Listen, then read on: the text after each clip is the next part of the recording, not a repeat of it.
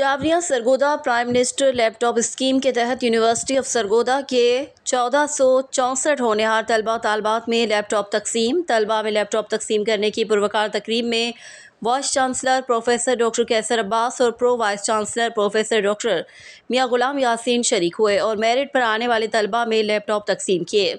इस मौके पर प्रोफेसर डॉक्टर कैसर अब्बास ने कहा कि ज़हीन और मेहनती तलबा को प्राइम मिनिस्टर लैपटॉप स्कीम के तहत लैपटॉप मिलना यूनिवर्सिटी ऑफ सरगोदा के लिए बाइस फ़ख्र है। वाइस चांसलर ने उम्मीद का इजहार किया कि लैपटॉप हासिल करने वाले तलबा मज़ीद मेहनत करके मुल्क कौम के लिए नेक नामी का बाइस बनेंगे।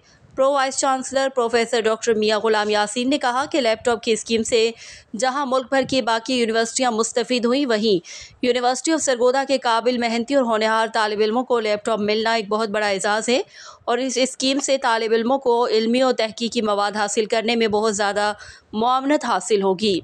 रिपोर्ट ज़फ़र अब्बास, तहसील रिपोर्टर, शाहपुर, जावरिया।